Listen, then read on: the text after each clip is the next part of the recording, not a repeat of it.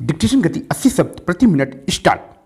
मध्य प्रदेश के पूर्व मुख्यमंत्री कमलनाथ ने भाजपा नेता इमरती देवी को लेकर बेतुकी टिप्पणी करके केवल राजनीति में ओछी भाषा के सवाल को फिर से सतह पर लाने का ही काम नहीं किया, बल्कि यह भी प्रकट किया कि सार्वजनिक जीवन में सक्रिय महिलाओं को किस तरह कदम कदम पर अपमान का सामना करना पड़ता है।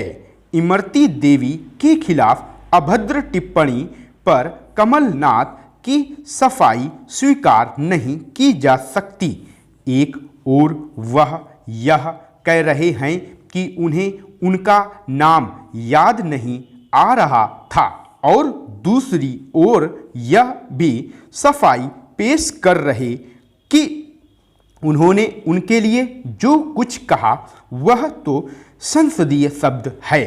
यदि ऐसा है तो क्या वह इस आधार पर इसी शब्द का इस्तेमाल कांग्रेस की महिला नेताओं के लिए करने की अनुमति प्रदान करेंगे कि उसका उपयोग तो संसद और विधानसभाओं में भी होता है। हो सकता है कि कमलनाथ इसके बाद भी इमरती देवी का नाम भूल गए हों कि कुछ समय पहले तक वह उनकी मंत्रिपरिषद की सदस्य थीं, लेकिन क्या इस सूरत में उन्हें कुछ भी बोल देंगे?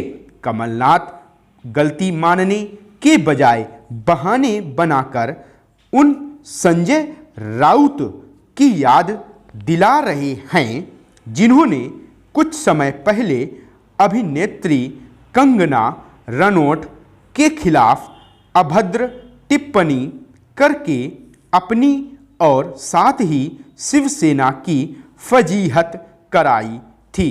चूंकि इमरती देवी दलित समुदाय से आती हैं, इसलिए स्वाभाविक रूप से कमलनाथ की बेजा टिप्पणी दलित महिला के अपमान का मसला बन गई है। लेकिन यदि वह किसी अन्य समुदाय की होती तो भी उनके खिलाफ ओछी बात निंदा का विषय होती। नारी सम्मान के सवाल को दलित गैर दलित के खांचे में बांटने से बचा जाना चाहिए। किसी भी स्त्री का अपमान सहन नहीं किया जाना चाहिए, वह चाहे जिस समुदाय से हो। मुश्किल यह है कि इधर एक नया चलन यह बन गया है कि किसी के साथ अन्याय पर यह देखा जाता है कि वह किस जाति समुदाय से है, और फिर उसी आधार पर विरोध और आपत्तियां दर्ज कराई जाती हैं। विरोध और आपत्तियों का एक आधार यह भी बनने लगा है कि अन्याय करने वाला किस जाति समुदाय का है। आखिर हर किसी के प्रति होने वाले अन्याय अत्याचार के विरोध की नीति पर चलने में क्या कठिनाई है? क्या यह कि उससे राजनीतिक हित कुछ कम सदते हैं? पीड़ित और पीड़ा पहुंचाने वाले की जाति समुदाय देखकर आक्रोश आपत्ति जताने का सिलसिला कितना विकृत रूप ले चुका है, इसका एक उदाहरण है हाथरस कांड। यह देखना बेहद दयनीय था कि हाथरस कांड पर आंसू बहाने वाले इसी तरह की अन्य घटनाओं पर एक शब्द भी कहने को तैयार नहीं थे।